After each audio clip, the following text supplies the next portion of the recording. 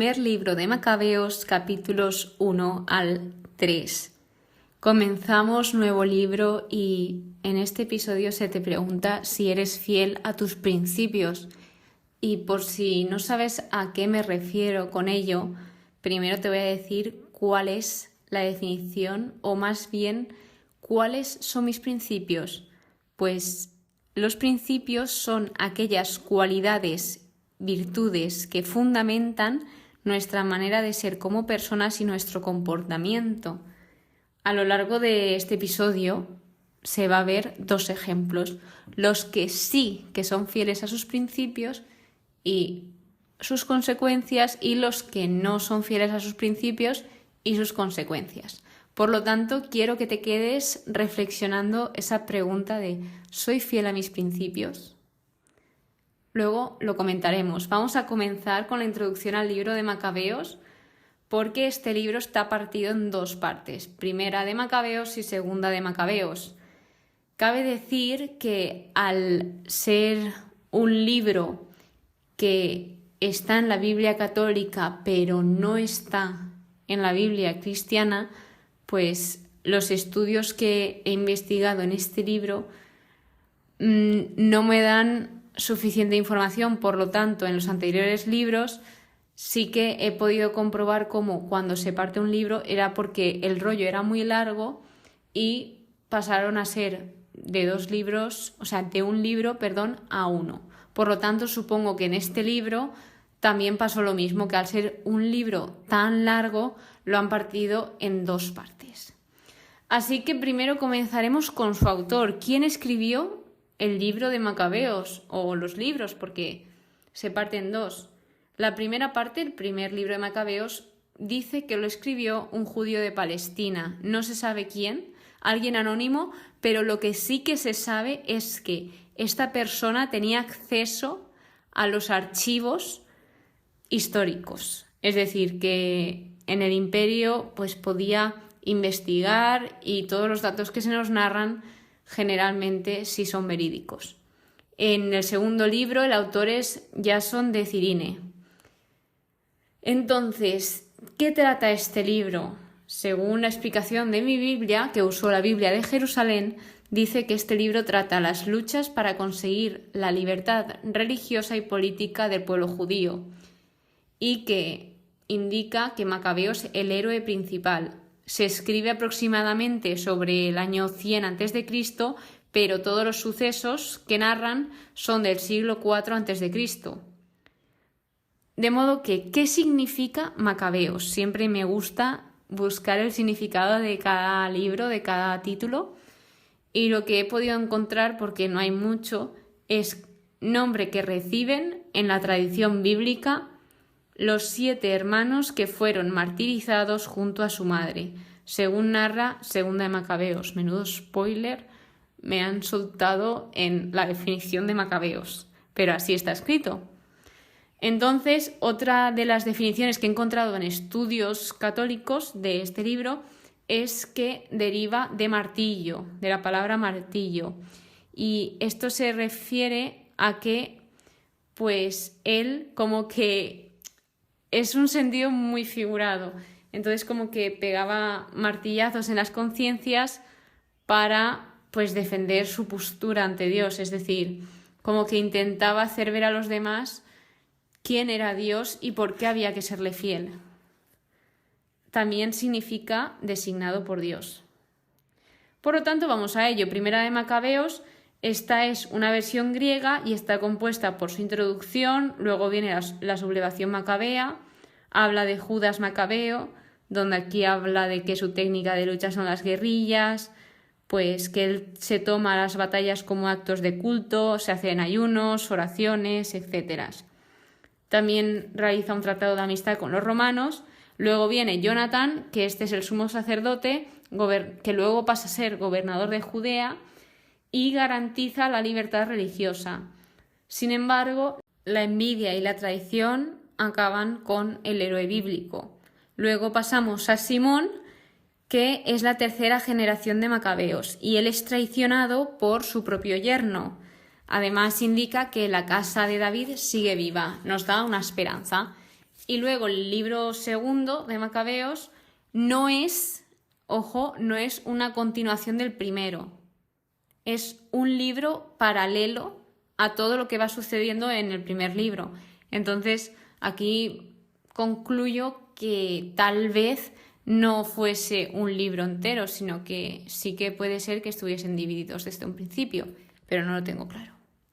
Entonces, el objetivo de este segundo libro es edificar y convencer a los judíos para que ellos se mantuviesen fieles y que confiasen en el Señor, porque esto era una época difícil para confiar.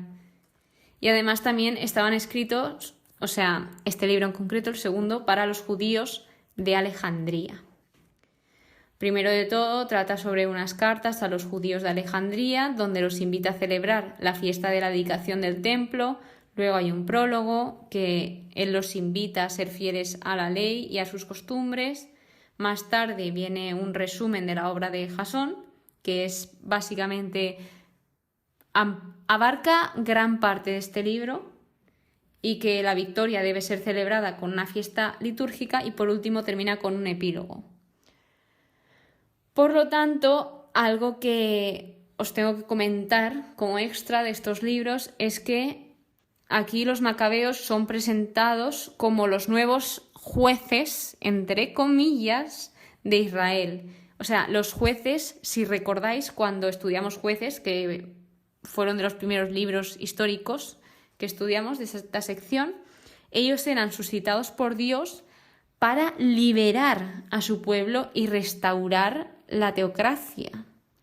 Es decir, es como esas personitas que Dios pone en tu vida, o sea, esto a manera más formal, para pues ayudarte a acercarte a Él, a tener una vida mejor y aconsejarte, a guiarte por el camino.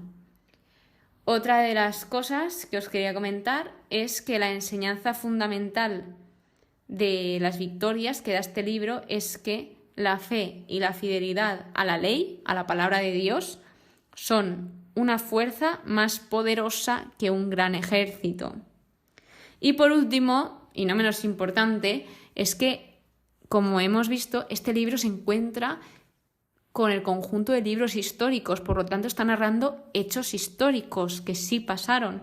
Así que en estos libros se habla sobre todo del Imperio Seleucida, que este imperio estuvo desde el año 312 hasta el 63 a.C. Estos eran griegos y no eran nada respetuosos. Además, ellos lo que intentaban era arrebatarles el derecho de creer en Dios y a que ellos vivieran como si fuesen griegos, es decir, imponerles una forma de vida. Por lo tanto, dicho esto, ya introduciendo de qué tratará Macabeos, vamos a empezar con el capítulo 1, donde habla curiosísimamente, y no me lo esperaba, de Alejandro de Macedonia, que es nada más y nada menos que Alejandro Magno. Es que, o sea, a mí esta persona ya me suena, es decir, porque Alejandro Magno fue una persona muy importante. De hecho, él conquistó la mayor parte del mundo.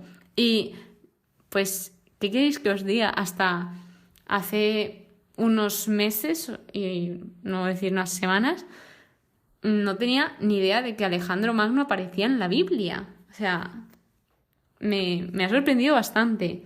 Esto está lleno de sorpresas. Cada vez te descubres algo nuevo aquí. Bien, pues, como bien dice, pues fue una persona que luchó mucho, que estuvo en muchas guerras por conseguir territorios y llegó a un punto en que su corazón se ensorbeció y se llenó de orgullo. Entonces esto le llevó a la perdición, él murió y pues básicamente con lo que dejó, que él dejó las cosas bien repartidas porque ya sabía que iba a morir, pues indica que multiplicaron los males sobre la tierra. Entonces el próximo apartado de este primer capítulo es Antíoco Epífanes y la penetración del helenismo en Israel. Este, pues, indica que era renuevo pecador y que intentó hacer, realmente hizo una alianza con Israel porque hubo muchísimos que cedieron. Entonces, en el versículo 14 y 15 narra esas consecuencias de esta alianza con Israel, porque realmente renunciaron a todos sus principios, a todos sus valores, para obrar el mal. Aquí dice, se vendieron para obrar el mal. Después de esto viene la primera campaña de Egipto y el saqueo del templo, donde incluso el rey de Egipto, cuando vio que iban contra él, pues él huyó y evitó la presencia de Antíoco. Entonces, pues vencieron a Egipto y una vez lo tenían ya todo, pues fueron a por Israel, en contra de Israel. Y algo que me ha impresionado son los versículos 25 al 28, porque se narra cómo estaba Israel en este momento. O sea, y lo narra de una forma poética. Y bien, Israel no estaba por su mejor momento, de hecho diría todo lo contrario, estaban en un momento muy duro y muy complicado. O sea, muchos ya se habían rendido ante el enemigo y pues estaban ahí tensos, por así decirlo. Por lo tanto, después de esto viene la intervención del Misarca y la construcción de la ciudadela, donde aquí se engaña a Jerusalén y finalmente la ciudad de David pasa a ser su ciudadela, es decir, destruyeron todo lo que tenían, tanto el muro, el templo, etc., y ellos reconstruyeron a su manera. De hecho, indica, establecieron una raza pecadora. Luego se establecen los cultos paganos, donde indica que muchos israelitas, es todo el rato igual, de que muchos israelitas poco a poco van abandonando todas sus costumbres y ceden ante las costumbres paganas. Es decir, los obligan básicamente a ser como ellos. Y si no, pues los mataban. De hecho dice, muchos en Israel se mantuvieron firmes y se resistieron a comer cosa impura. Aquí, en específico, a cosas que no debían de comer. De hecho, les obligaban a comer cosas que no tenían que comer aposta.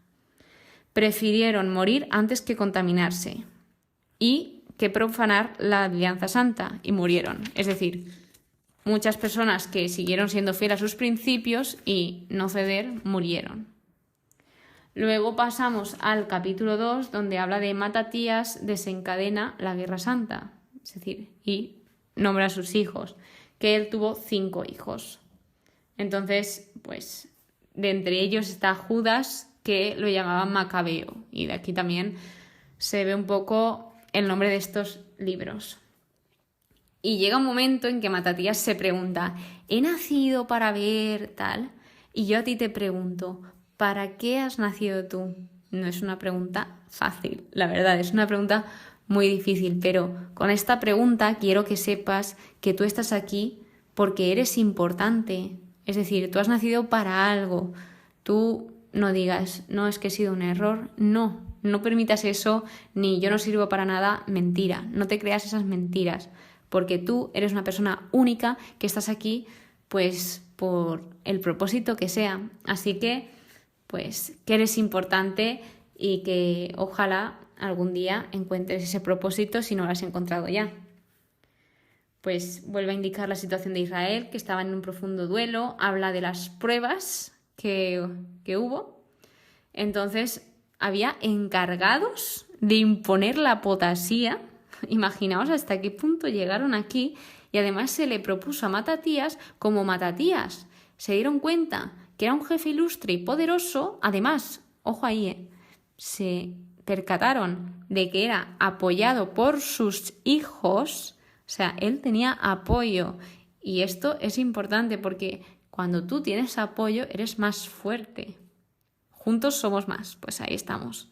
Entonces, pues se le propuso a este ser amigo del rey, pero Matatías tenía muy claros los principios. O sea, Matatías se mantiene muy firme a sus creencias y de hecho dice que Dios le guarde y que siga siendo así, porque él no iba a renunciar a todo lo que creía, a todo lo que sentía por unas nuevas normas. Es lo que preferían muchos, que preferían morir antes que adoptar unas cosas que iban contra sus valores, contra sus principios. Y aquí están hablando de creencias, pero te recomiendo que esto lo apliques para todo. Nunca rebajes tus principios, nunca rebajes tus valores.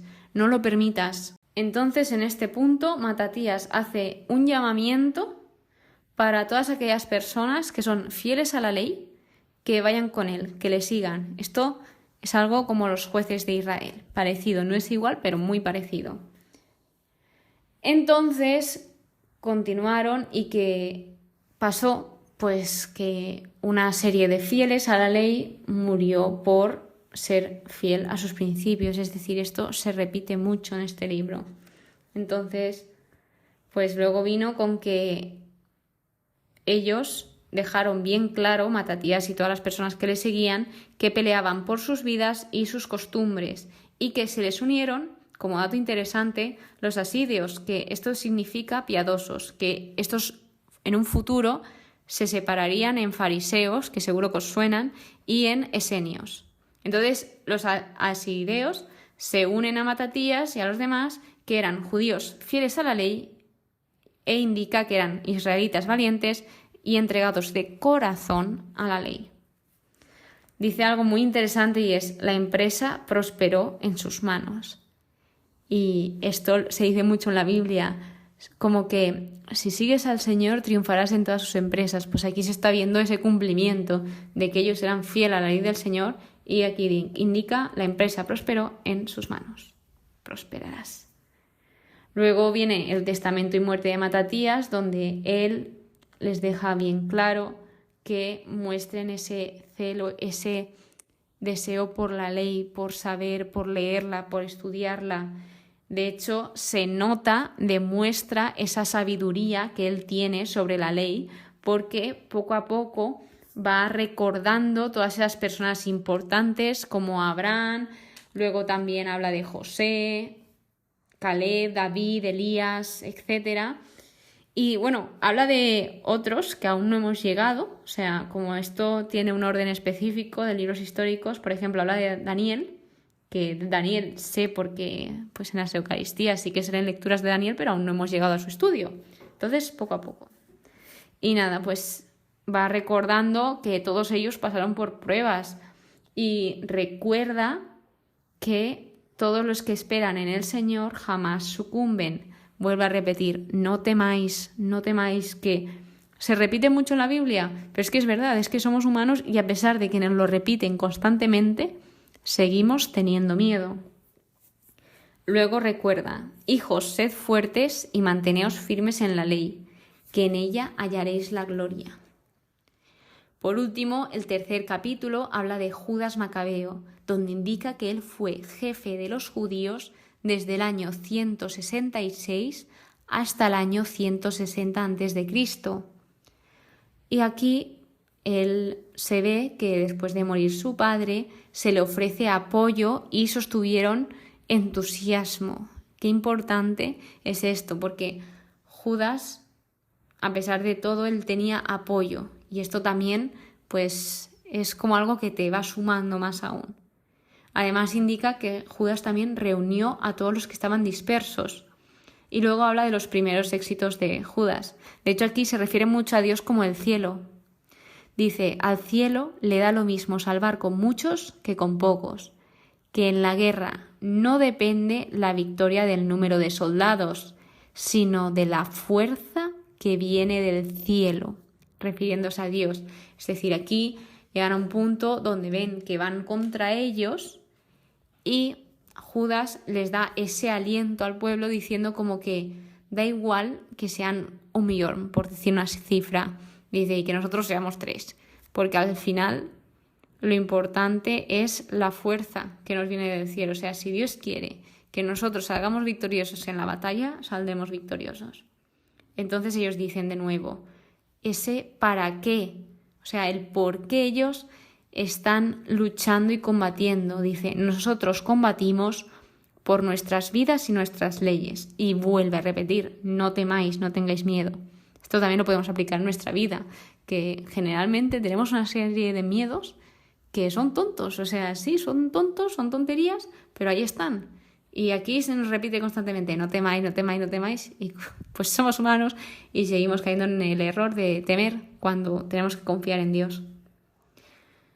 Bien, pues luego se hacen unos preparativos de Antíoco que iban contra Persia y Judea, Y luego Gorgias y Nicanor entran en Judea con el ejército sirio. Los judíos comprenden que la situación es grave, pero a pesar de ellos vuelven a decir, luchemos. Y ellos tenían esas razones que os acabo de decir por luchar. O sea, ellos tenían un por qué, un para qué vamos a luchar, pues tenían como ese objetivo. Pero cabe decir que sí, ellos tenían esa intención y ese motivo por el cual luchar, pero ellos no iban a luchar sin preparación, sin oración y sin pedir piedad y misericordia. Es decir, ellos estaban preparados. Después de estar preparados, tenían muy claro que tenían que hacer oración y que además debían de pedir por la piedad y misericordia. Muy importante. Luego se procede a realizar una reunión de los judíos y dice que ellos tuvieron que mirar en el libro de la ley para buscar, para obtener respuesta de Dios, porque justo en este momento se ve que no había profetas. Según la explicación que pone en mi Biblia, no había profetas. Dice, acabo este capítulo 3 con estos dos versículos, el 59 y el 60. El 59. Porque es mejor morir combatiendo que quedarnos mirando.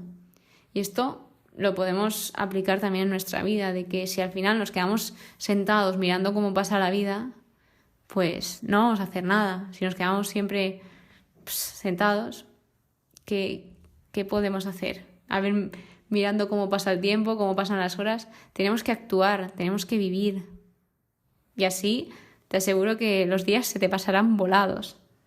Y luego por último dice, el cielo cumplirá lo que tenga dispuesto. Aquí se ve esa confianza que tiene Judas en el plan de Dios y en la providencia, y además que finalmente él lo que quiere no es que se haga su voluntad, o sea, él pide, pero finalmente deja muy claro que quiere que quien tenga la última palabra es Dios.